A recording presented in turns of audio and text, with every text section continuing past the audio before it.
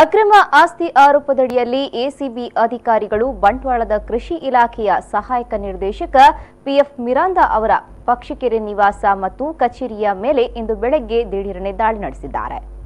PF Miranda ಅವರು ಜಲಾನಯನ ಇಲಾಖೆಯಲ್ಲಿದ್ದು ಇದೀಗ ಕೃಷಿ ಇಲಾಖೆಯಲ್ಲಿ ಸಹಾಯಕ ನಿರ್ದೇಶಕರಾಗಿ ಕೆಲಸ ನಿರ್ವಹಿಸುತ್ತಿದ್ದಾರೆ. ಡಿಸೆಂಬರ್ 13ರಂದು ಬೆಳಗ್ಗೆ ಸುಮಾರು 6 ಗಂಟೆಗೆ ಪಕ್ಷಿಕೆರೆ ಹಳೆಯಂಗಡಿ ಮುಖ್ಯ ರಸ್ತೆಯ ಪಕ್ಷಿಕೆರೆ ಚರ್ಚ್ ಬಳಿಯ ಪರಿಮಳ ಹೆಸರಿನ ಮನೆಗೆ ದಾಳಿ ನಡೆಸಿದ ಅಧಿಕಾರಿಗಳು ದಾಖಲೆಯನ್ನ ಪರಿಶೀಲಿಸಿದ್ದಾರೆ.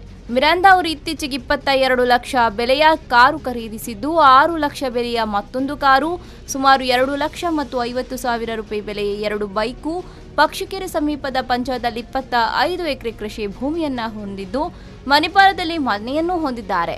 ಪಕ್ಷಿಕೆರೆ ಮನೆ ಸಮೀಪ 3.5 ಎಕರೆ ಜಮೀನಿನಲ್ಲಿ ಕೃಷಿಗೆ ಸಂಬಂಧಿಸಿದ ಕೃಷಿ ಯಂತ್ರಧಾರೆ ಎಂಬ ಹೆಸರಿನಲ್ಲಿ ಕಚೇರಿ ಇದ್ದು ಇದರಲ್ಲಿಯೂ ಸಾಕಷ್ಟು ಅಕ್ರಮ ನಡೆಸಿದ್ದಾರೆ ಎನ್ನಲಾಗಿದೆ.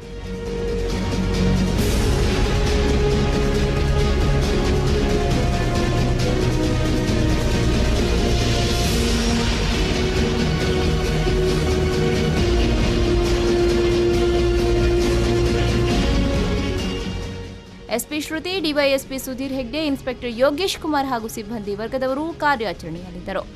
ನಿಶಾಂತ್, ವಿ4 ನ್ಯೂಸ್ 24/7 ಮುಲ್ಕಿ.